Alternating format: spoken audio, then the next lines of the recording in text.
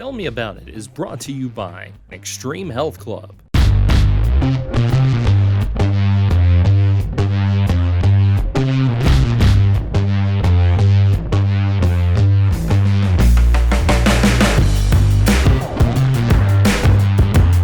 Hey, this is James Brown. Welcome to Tell Me About It here on Glasgow EPB Channel 6, the local channel. I'm flying solo this week. Our man Trevent Hayes is under the weather. He was afraid that he wouldn't be able to talk through the whole show because he has some losing his voice or something of that nature. I told him we wouldn't make any jokes, and it'd be fair enough that we wouldn't say, well, it would be the first time he was speechless, that kind of thing. So, but he'll be back with us next week. We will do a show next week, and then we'll take maybe have a break during the week of Christmas. So we'll see that. I won't be available during the week of Christmas. Trevent may decide to come up with something to do that week. We'll let you know next week, I suppose, when we nailed all that down. Anyway, like I said, we're here on the Glasgow EPB Channel 6 local channel. You can catch the show live every Thursday at 6 p.m. there. You can catch it on the EPB YouTube channel, 104thescore.com, kysports.tv. And let's talk a little bit about some high school boys basketball from this past week and what's coming up. Obviously, we're in the last week before the Christmas break period, and usually during that Christmas break period, what we have is folks go and play in holiday tournaments. Some of them go and play locally. Some hit the long distance roads. Some of them play in like real challenging tournaments. I believe the Barron County Trojanettes next week are going to play in the Queen of the Bluegrass. We'll talk a little bit I'm going to try this again. We'll talk a little bit more about that in the next segment. Perhaps I should slow down. Anyway, let's talk some boys basketball first in this first segment. Caverna had a pretty interesting week. The Colonels, they lost to Hart County last Friday in an 18th district matchup. That's a rivalry game. They really should have won it. Hart County hit a free throw late to get the 1 point advantage. Caverna had a shot to win the game prior to the free throw on an out of bounds play. Actually, I think it was after the free throw on an out of bounds play. And I'm not sure how it missed because Russell Williams had a great game against the Raiders. And they ran the play, kind of just a lob to him in the lane. And I had video of it that I didn't post, but it looked like he actually got fouled. But you know how that goes. I mean, it's the end of the game. Some folks want the referees to swallow their whistles in that situation, and some people want the referees to blow the whistle in that situation. I guess it depends on whether or not your team won or lost. Which of those referee reactions you would prefer to have. So anyway, they ended up losing that game. That was their first loss of the season. But then they came back on Saturday, beat Davis County up at Owensboro, 79-72, and then got a big win on Tuesday night against LaRue County in another 18th district game, beat them 74-72. The last time LaRue County had lost a game against a district opponent was February of 2016 in the first round of the 18th district tournament. And for those who keep up with high school basketball around here, they will know that was Mason Faulkner's senior year there. Caverna went on, and I think they made it to the second round of the regional tournament that year, ended up losing to Central Hardin in a game that I couldn't believe. Mason kind of struggled from the foul line in that game, but then there was a play at the end of the game where clearly a guy, in my mind, undercut Mason on a shot that would have won the game, and no foul was called. So, it was another one of those situations. Depending on whether your team won or lost, do you want the referee to blow the whistle or swallow the whistle? Anyway, so the Colonels picked up that win. That was a critical win. They're now 1-1 in 18th district. They will host Greene County on Friday night. Another game that'll be a tight one in the district. When I was watching these games, at least the Caverna games in the 18th district this week, the thought came to my mind that this is the first time in a while, because LaRue's obviously dominated this district since 2016. since the start of the 16-17 season. But it looks to me that like these 4 teams in this district are as close as they've been in a long time. And could be an interesting season in the 18th district on the boys' side. And that means the 18th district tournament will be really interesting as well.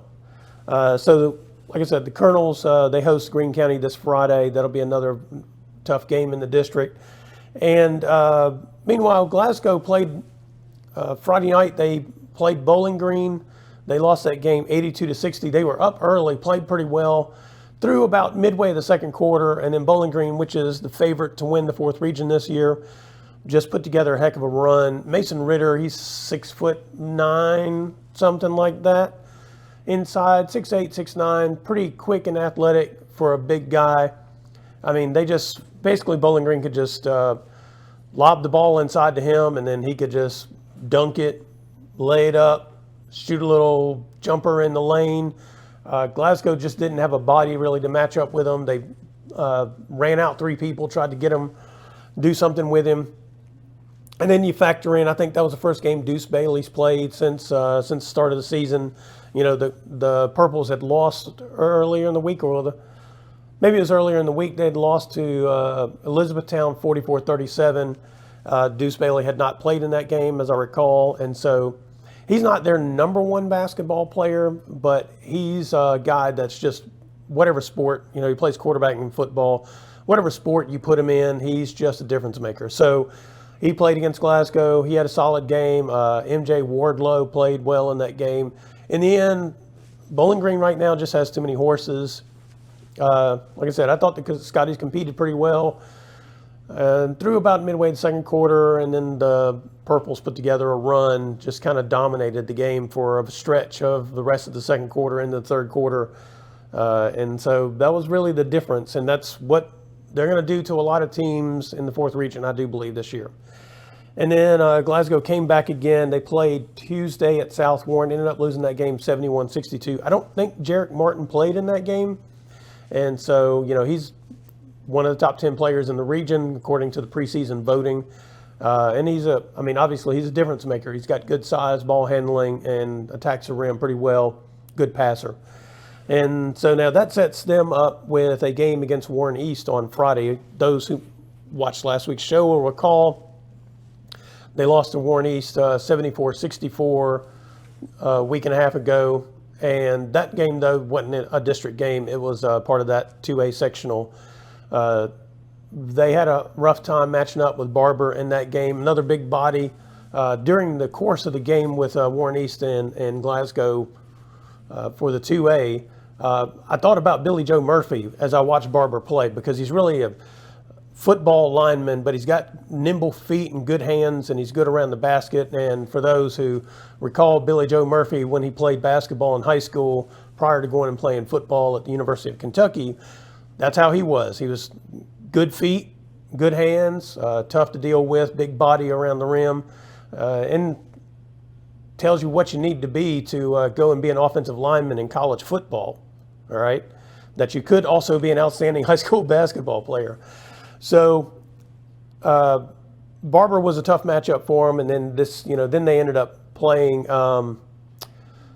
They will play Warren East at Warren East again this Friday. Will be an interesting matchup. I say that because Barron County beat Warren East 72-50 on Friday night, but Barber did not play in that game, and that means that I think you have a pretty interesting kind of situation in the 15th district, because Glasgow is going to get up and down the floor. Barron County's got, 6 different people who can shoot threes, maybe 7. And when they're on, they will really be tough to deal with. And but Warren East has a guy that I think no one really matches up with inside in Barber.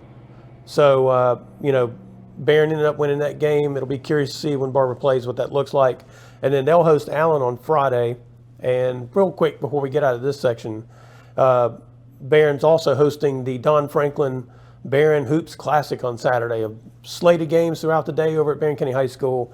The day starts with Greenwood against Somerset Christian at 11 a.m., Clinton County, Todd County Central at 12:30, Russell County versus Pleasure Ridge Park at 2 p.m., and then a girls game at 3:30. Barron County girls play Casey County, and then Barron County boys at 5:30 play Edmonton County. And the nightcap is Bowling Green against Fairdale at 7 p.m. Last year they set this up, and we had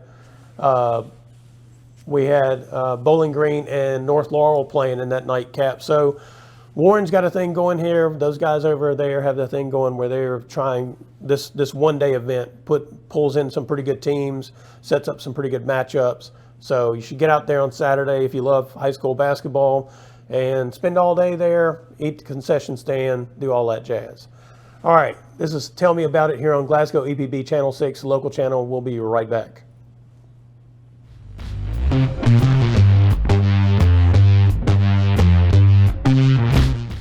Extreme Fitness has doubled in size, now with over 8,000 square feet of co-ed weights and an upgraded 90-degree saline therapy pool. The Extreme Fitness campus also holds the exclusive Extreme Fitness for Women complex and Extreme Blend smoothie bar.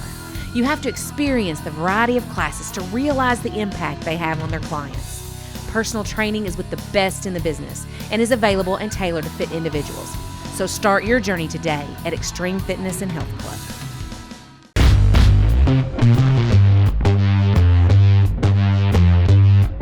Welcome back to Tell Me About It. I'm James Brown here on Glasgow EPB Channel 6, a local channel. As I've said before, you can catch the show live every Thursday night at 6 p.m. You can catch it anytime on the Glasgow EPB YouTube channel and on 104thescore.com and kysports.tv. Trevent Hayes isn't with us this week. He's out sick. Speedy recovery to our man there. Hope to have him back next week. Let's talk a little bit about some girls basketball in the area from this past week and what's coming up. We'll start off with the Trojanettes. They're still undefeated. They beat Warren East 42-36 on Friday in a 15th district contest. For those who are under a rock or have been under a rock, Katie Murphy still isn't playing. She's still recovering from a knee injury. Hope to have her back sometime in January. Whenever I talked to her at her signing to play softball at WKU, that was her ambition, is hope to be back on the basketball court sometime in January. So, and also, if anybody looks and says, well, they only beat East by 6 points. Well, let me tell you, Warren East is a surprise of the season so far. The Lady Raiders really could not score last year. I'm not sure that they really added anyone specific that changed that. They're just much better players this year. They obviously spent the offseason working on their game, especially their shooting. So yeah, they went from a afterthought in the district and in the region to one of the top 5 teams in the region. Pretty good jump for them. So it was a good competitive game, good win. Also, Abby Varney was in foul trouble. She's the Trojanettes' leading scorer, so they had to lean on some other players, and they performed well in the game, especially, I think, Katie Elmore and then Riley Wilson off the bench got a fair amount of time and had an impact on the game. So, you know, those were two that really kind of helped out.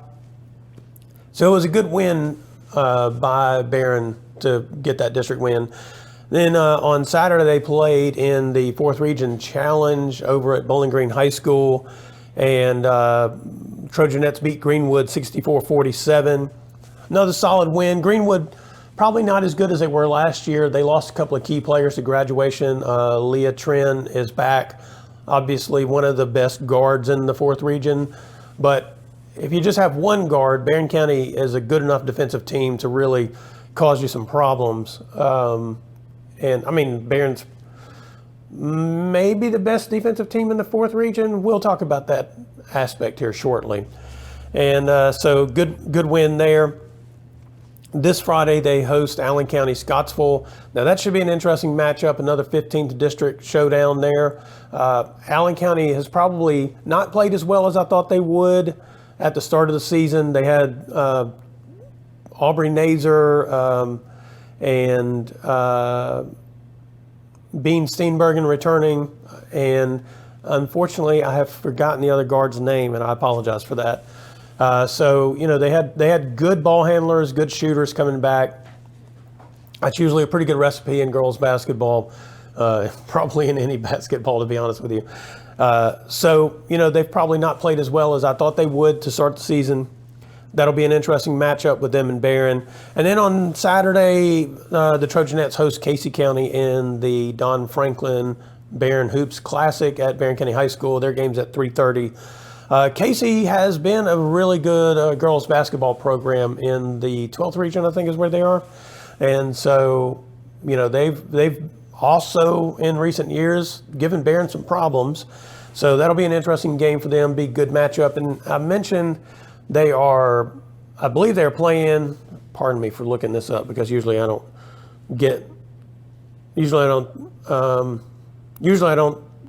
mind just getting things wrong. I'll just say whatever, but I wanted to make sure I got this correct. So next week, the Trojanettes will play in the Queen of the Commonwealth at Bullitt East. That'll be interesting because there's a lot of the top teams that'll be playing in that tournament. And it's over several days. They'll start on the 19th. I believe that is going to be Tuesday.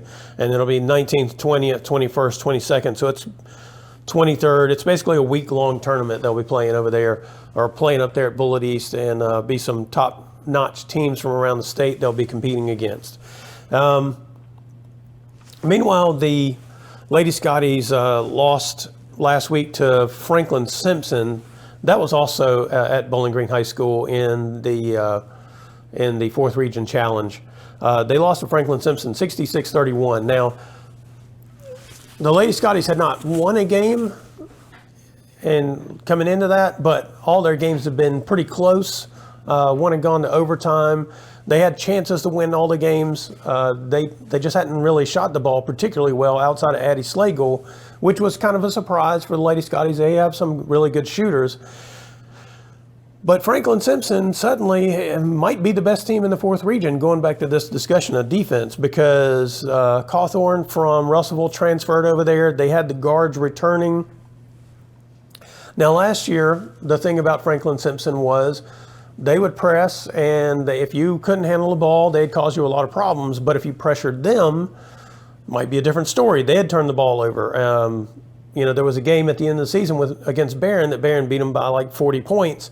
And I think they had like 30 turnovers in that game against Barron's pressure. I don't know how that looks right now, because I don't think they've played anyone who can pressure them or who does pressure them in the same way they apply pressure. And then Cawthorn is a difference maker just because of her size. And actually this year she's shooting the 3 pretty well as well. So she has had a huge impact on that team. I didn't know how big her impact would be because last year, the size was there, good athlete, that kind of thing, but she wasn't much of a shooter for certain, and not really a decisive player in the helping them with their ball handling and that kind of thing. She could score, especially around the rim. She was good in Russellville's pressure and that kind of thing. So I wasn't sure what kind of impact she was going to have in their scheme. Looks like she's fit right in. And that kind of elevates them to maybe right now, with Katie Murphy not back for Barron County, as the team to beat in the 4th Region. They've played really well. That defense they play causes a lot of problems. And in girls basketball right now in the 4th Region, there aren't that many outstanding ball handlers, and so a team that does press and that kind of thing seems to be at an advantage. So we'll see how that goes for Franklin Simpson going forward. They also beat Warren East on Tuesday. I think they ended up winning the game by about 20, but it was closer until you got in the 4th quarter and Franklin Simpson pulled away. Meanwhile, the Lady Scotties did pick up a win on Tuesday night. They beat Russellville 63-13. Russellville is struggling so far. I think they have one win. Their one win is against Caverna, I believe. And so,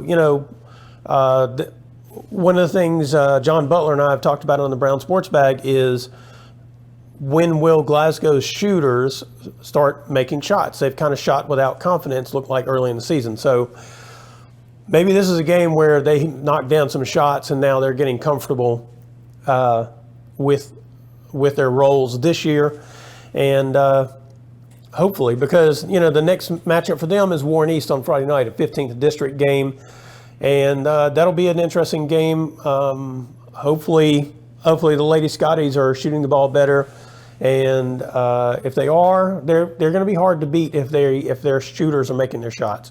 I know that sounds like the most duh statement on the planet, but truisms are truisms for a reason, I suppose.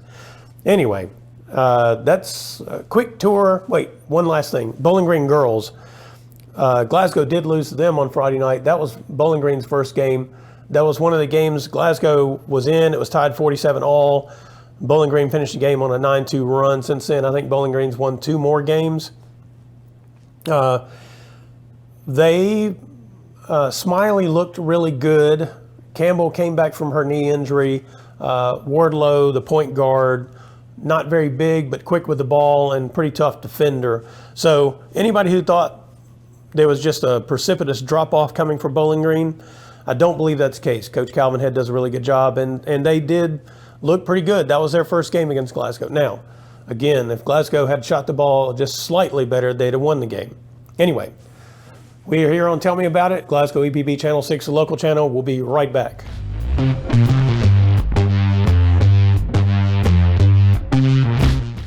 Extreme Fitness has doubled in size, now with over 8,000 square feet of co-ed weights and an upgraded 90-degree saline therapy pool. The Extreme Fitness campus also holds the exclusive Extreme Fitness for Women complex and Extreme Blend smoothie bar.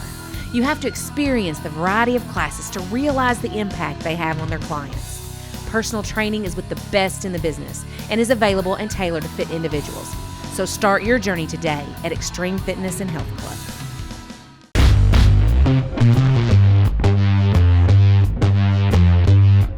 Welcome back to Tell Me About It. I'm James Brown here on Glasgow EPB, the Channel 6 local channel.